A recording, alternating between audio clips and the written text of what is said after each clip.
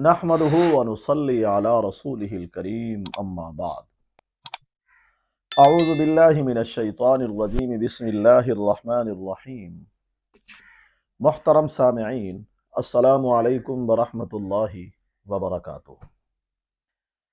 किसी भी परेशानी या गम के दौरान अगर आप इस किस्म का ख्वाब देखें जो आज हम बयान करने वाले हैं, बस फिर आप मुतमईन हो जाएं, इत्मीनान में आ जाएं कि अब हमारा गम और हमारी परेशानी जिसमें हम मुब्तला हैं ये दूर होने वाली है।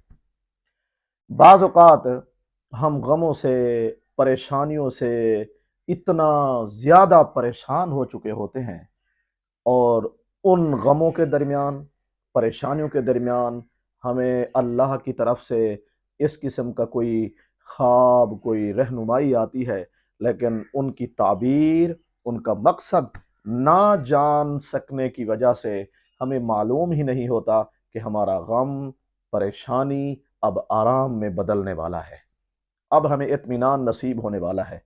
अगर हमें ये मालूम हो कि ये जो हमें ख्वाब आया है, हमारे गम और परेशानी ख़त्म होने वाली है, ये उस तरफ इशारा है, तो हम पहले ही इत्मीनान में आ जाएं और हम मज़ीद अल्लाह ताला का शुक्र अदा करना शुरू कर दें।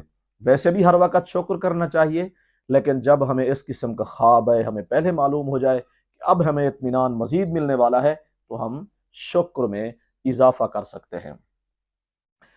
अगर किसी ने ख्वाब के अंदर देखा है कि जो अबाबील परिंदा होता है छोटा, ख्वाब में किसी ने देखा कि मैं उस छोटे से परिंदे अबाबील को पकड़ रहा हूँ, बहुत ही मुबारक ख्वाब है, बहुत ही अच्छा ख्वाब है।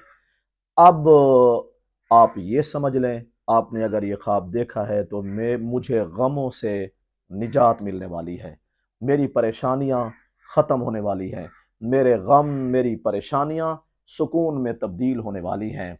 ख्वाब के अंदर अबाबील को पकड़ना, गमों से निजात, परेशानियों का दफ़ा दूर होना और अपनी तबीयत में आराम, खुशी आने की दलील है।